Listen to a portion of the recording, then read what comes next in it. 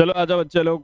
अ, आज के क्लास में कोई खास बात तो ऐसा है नहीं, पर हाँ 2 मार्क्स एक वीवीआई क्वेश्चन यहाँ पे जरूर है, जिसको यदि आप एक बार समझ लेते हो तो ये 2 नंबर आपके हाथ में जरूर रहेगा बोर्ड एग्जाम के हिसाब से, है नहीं।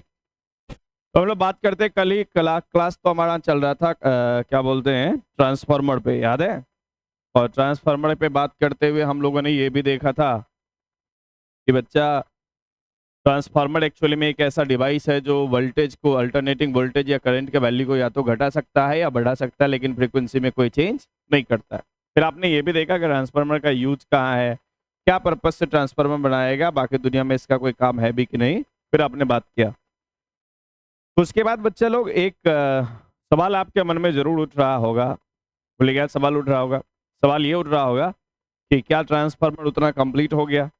मैंने कल भी बोला था बच्चा कि ट्रांसफार्मर उतना ही नहीं था, इसका एक और छोटा सा टॉपिक था, एक और छोटा सा पार्ट था, जिसको हम लोग बोलते हैं लॉसेस इन ट्रांसफार्मर। तो चलिए आइए बारी बारी से हम लोग बात करते हैं कि इसके क्या क्या लॉस है। देखो बच्चा, ट्रांसफार्मर जो है उसको बनाने के लिए आप लोग याद करो, ट्रांसफार्मर को बनाने के लिए आप लोगों ने एक छोटा सा काम किया था कि सर ये हमने एक सॉफ्ट आयरन का एक कोर ले लिया और सॉफ्ट आयरन के कोर में इधर से एक प्राइमरी कॉइल की वाइंडिंग कर दी, इंसुलेटेड कॉपर वायर, याद आया। इधर हम लोग क्या देते थे, इनपुट। इधर क्या मिलता था सर, ये इधर आउटपुट मिलता था, लेकिन आउटपुट जहां मिलता था वो एक्चुअली में लोड रेसिस्टेंस के अक्रॉस मिलता था। तो बच्चा ये बात तो हम लोग समझ चुके थे ना, ये बात तो हम लोग समझ ही चुके थे, बोले हाँ। फिर आज हमारा क्या है, आज हमारा लॉस ट्रांसफार्मर में एक्चुअली में आप देखोगे, कल आपने उसका इफिशियंसी पढ़ा था, output power by input power into 100। लेकिन प्रैक्टिकल लाइफ में देखोगे किसी भी ट्रांसफार्मर का जो इफिशियंसी होता है वो 100% कभी भी नहीं होता है, वो 90 से लेके 98-95% तक जाके सिमट जाता है नहीं। तो आप मान के चलो कि इफिशियंसी 90% ही होता है किसी भी ट्रांसफार्मर का। मतलब यदि आपने उसको जितना वोल्ट दिया उससे 90% वोल्टेज को ही वो तो घटा सकता है या बढ़ा सकता है। बात समझ में आया? एफिशिएंसी जो आउटपुट पावर आपको मिलता था वो इनपुट पावर का या तो 90% ज्यादा मिलेगा या 90% कम मिलेगा, 100% इस तरीके से बढ़ाना संभव नहीं है।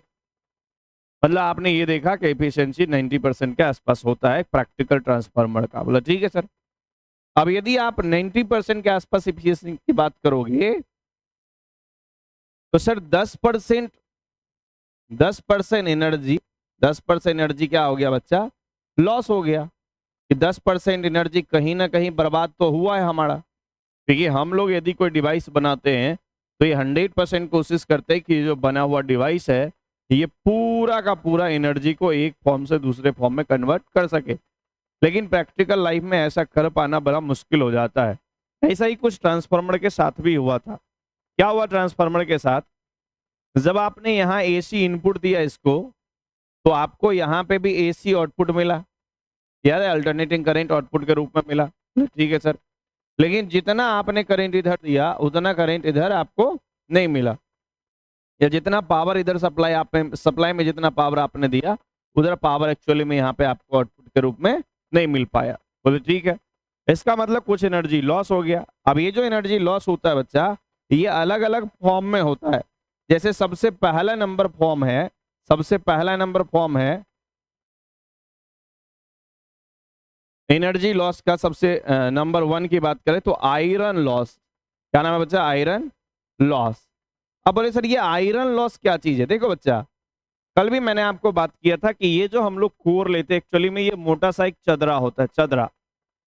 अब मोटा सा जो लेमिनेटेड चदरा होता है इसको बोलते हैं हम लोग, ये बना किसका होता है, सॉफ्ट आयरन का, फेरोमैग्नेटिक मटेरियल का।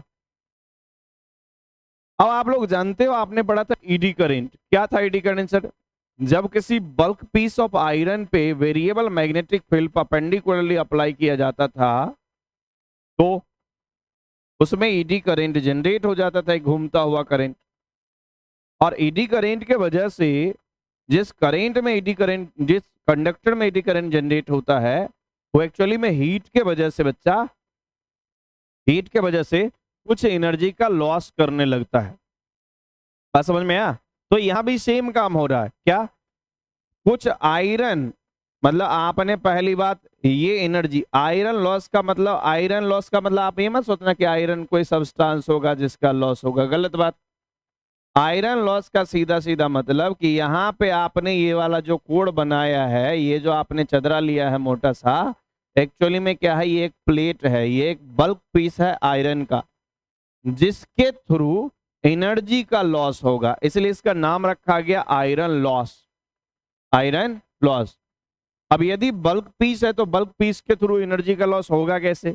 आप लोग जानते हो कि जैसे ही यहाँ वेरिएबल करेंट आएगा तो वेरिएबल करेंट के वजह से यहाँ पे मैग्नेटिक फील्ड वेरिएबल जनरेट होगा, कोई भी कॉइल है तो।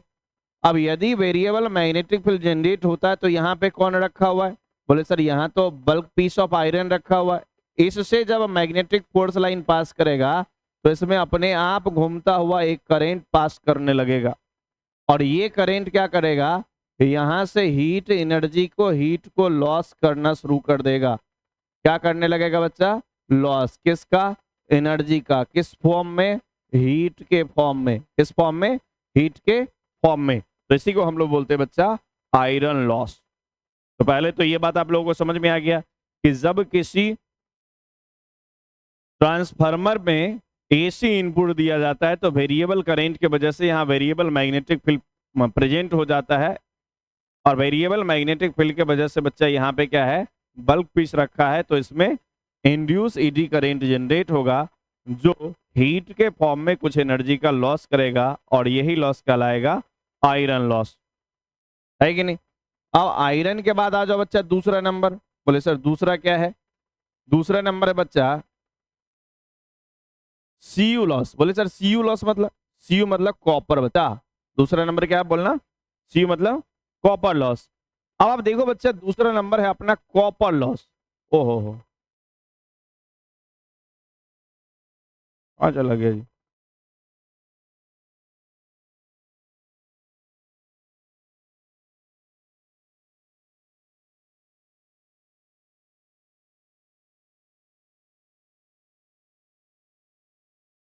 हाँ भाई, तो क्या बोल रहे थे?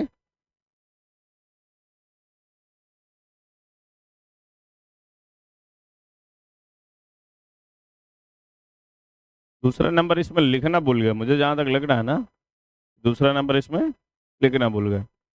पहला नंबर पहला ही लिखना भूल गया। पहला होगा आयरन लॉस, उसके बाद होगा दूसरा बच्चा कॉपर लॉस, है ना? अब देखो दूसरा नंबर लॉस क्या है बच्चा, देखो आ जाओ दूसरे नंबर लॉस पे हम लोग बात कर लेते हैं। बोले सर दूसरा नंबर लॉस क्या बताना है, 1 मिनट के लिए। ये जो दूसरा नंबर लॉस है, आपको कल भी बताया था कि ये जो आप वाइंडिंग कर रहे हो, ये जो आप कॉइल बना रहे हो, ये कौन सा वायर है? बोले सर ये तो कॉपर का बना हुआ वायर होता था, याद आया? कॉपर का बना हुआ वायर होता था। अब इस कॉपर वायर को आप क्या कर रहे हो, प्राइमरी और सेकेंडरी कॉइल में यूज कर रहे हो। प्राइमरी और सेकेंडरी कॉइल में बच्चा यूज कर रहे हो। अब इस प्राइमरी और सेकेंडरी कॉइल में यूज किए हुए कॉपर वायर को आप देखोगे बच्चा, तो उसमें भी कुछ एनर्जी हीट के फॉर्म में रिलीज होना स्टार्ट हो जाता है। कुछ ना कुछ एनर्जी हीट के रूप में रिलीज होता है, क्योंकि आप जानते हो कि कॉपर हो या कोई भी कंडक्टर हो, ऐसा हो ही नहीं सकता कि उसके पास कुछ ना कुछ रेसिस्टेंस ना हो। यदि उसमें रेसिस्टेंस है तो वो कुछ ना कुछ हीट, जैसे उसमें करंट पास करवाओगे तो कुछ ना कुछ हीट को वो क्या करेगा। याद है किसी भी कंडक्टर या किसी भी रेसिस्टर से पास करने वाला हीट का फॉर्मूला I² RT होता था। वहां पे R का एक रोल होता था हीट में। तो यदि रेसिस्टेंस ज्यादा होगा तो हीट के रूप में एनर्जी का लॉस ज्यादा होगा। तो इस वजह से बच्चा ये दूसरा नंबर है कॉपर लॉस, है नहीं? आयरन लॉस पहला था और दूसरा नंबर क्या था बच्चा, बोलो? Copper loss. इसी आयरन लॉस का हम लोग नाम देते हैं ईडी करेंट लॉस। क्या नाम देते बच्चा? ED current loss. तो यहाँ पे जो है ना, जो आप ईडी करेंट लॉस लिखे हो, इसी का नाम दूसरा होगा आयरन लॉस। इसी को हम लोग बोलते हैं बच्चा आयरन लॉस। तो आप परेशान मत होना, ये ध्यान रखना कि दोनों सेम बात है। क्या? The AC current change the magnetic flux linked with the coil, so induce ED current in the core of the transformer, loss of energy in the form of heat. बात समझ में आ गई? तो ये बात हम लोग समझ चुके हैं। उसके बाद आ जाओ हिस्ट्रेसिस पे। अब तीसरा नंबर लॉस है बच्चा हिस्ट्रेसिस लॉस। अब आप बोलोगे कि सर ये हिस्ट्रेसिस क्या चीज होता है? हिस्ट्रेसिस क्या चीज होता है पता है? यदि मान लो आपके पास कोई लोहा का टुकड़ा है या कोई ना कोई किसी मैग्नेटिक सब्सटेंस को आप ले लो। अब आप क्या करोगे, इसके ऊपर मैग्नेटिक फील्ड अप्लाई करोगे। जैसे ही आप इसके ऊपर मैग्नेटिक फील्ड बच्चा अप्लाई करोगे तो ये पहले क्या होगा, मैग्नेटाइज होगा। पहले क्या होगा बच्चा, मैग्नेटाइज होगा। और फिर उसके बाद आप जैसे इससे क्या कर दोगे, मैग्नेटिक फोर्स लाइन हटा लोगे तो ये धीरे धीरे डीमैग्नेटाइज होगा। तो हम लोग जानते हैं कि जिस करेंट को हम यहाँ पे भेजे हैं एक्चुअली में अल्टरनेटिंग करेंट है। अब अल्टरनेटिंग करंट क्या करता है, प्लस हाफ साइकिल में प्लस रहता है और आधे हाफ साइकिल में माइनस रहता है। इस वजह से यहाँ इस कंडक्टर का बार बार जितना साइकिल इसमें है उतना ही साइकिल बार ये positive negative positive negative positive negative, मतलब magnetise demagnetise magnetise demagnetise magnetise demagnetise होता रहेगा। और इस वजह से ये क्या करता है, कुछ एनर्जी का लॉस कर देता है। कुछ एनर्जी का बच्चा लॉस कर देता है मैग्नेटाइज और डीमैग्नेटाइज होने के वजह से। लेकिन ये जो लॉस होता है उसी लॉस का नाम रखा जाता है बच्चा हिस्ट्रेसिस लॉस। क्या नाम है बच्चा, बोलो, हिस्ट्रेसिस लॉस। क्या ये बात आप लोगों को समझ में आ चुका है? तो ये है बच्चा अपना हिस्ट्रेसिस लॉस। उसके बाद आ जाओ फ्लक्स लीकेज पे आ जाते हैं। चौथा और लास्ट नंबर जो है अपना वो है एक्चुअली में बच्चा हिस्ट्रेसिस के बाद फ्लक्स लीकेज। अब आप बोलोगे कि सर फ्लक्स लीकेज क्या होता है, थोड़ा सा इसको समझाया जाए। फ्लक्स लीकेज क्या है, फ्लक्स लीकेज क्या है, आप इसको समझाइए थोड़ा सा। आप बोलोगे, ध्यान से देखना, मैं आपको बोलता हूं कि यहाँ पे एक कॉइल है, बोलोगे हाँ। मान लो 1 मिनट के लिए यहां से 1000 number of magnetic force line निकला। बोले ठीक है सर, क्या लगता है कि ये 1000 का 1000 इस दूसरे सेकेंडरी कॉइल से जाके मिल जाएगा या जाके जुड़ जाएगा, लिंक हो जाएगा? बोले सर इससे 1000 यदि लाइन निकला है ना तो हो सकता है 500 700 800 तक इससे लिंक हो पाए, जुड़ पाए। क्योंकि जितना ज्यादा लाइन निकलेगा, जितना ज्यादा दूरी बढ़ेगा, उतना ज्यादा लिंक होता चला जाएगा। नहीं तो 100% फोर्स लाइन इससे लिंक नहीं हो पाता है। अब 100% फोर्स लाइन यदि सेकेंडरी कॉइल से लिंक नहीं हो पा रहा है, जुड़ नहीं पा रहा है, इसका मतलब 100% फ्लक्स में चेंज के वजह से यहाँ इंड्यूस ईएमएफ जनरेट नहीं हो पा रहा है। यहाँ 1000 यदि लाइन है तो इसका फ्लक्स सिर्फ 600 700 800 नंबर ऑफ लाइन से ही डिसाइड हो जाता है। आप जानते हो ना, magnetic flux the number of force line passing through an area normally. तो इसका मतलब जितना 800 लाइन यदि यहाँ से पास किया तो इसका फ्लक्स में 200 लाइन की कमी हो गया ना। तो इस वजह से कुछ एनर्जी जो है फ्लक्स लीकेज के वजह से भी रिलीज हो जाता है, कुछ एनर्जी फ्लक्स लीकेज के वजह से भी इसमें क्या बोलते हैं आ जाता है। अब आप लोग बोलोगे कि सर क्या इस एनर्जी लॉस को हम लोग मिनिमाइज कर सकते हैं, क्या इस एनर्जी लॉस का और कोई इलाज भी है? हाँ भाई इलाज है। क्या क्या इलाज है देखना। ये जो आपने ट्रांसफार्मर का कोर लिया था बच्चा, इसको मिटा दो। हाँ, ये जो आपने ट्रांसफार्मर का कोर लिया था, ध्यान देना भाई,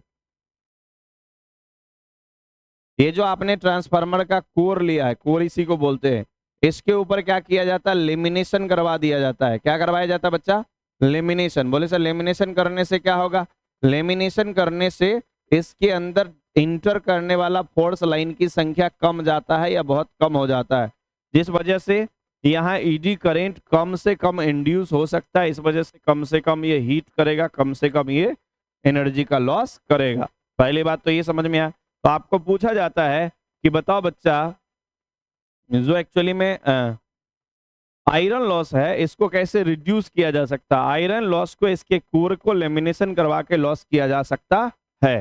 दूसरा नंबर आप बोलोगे कि सर दूसरा क्या था, तो दूसरा था बच्चा आपका हिस्ट्रेसिस लॉस। याद आया,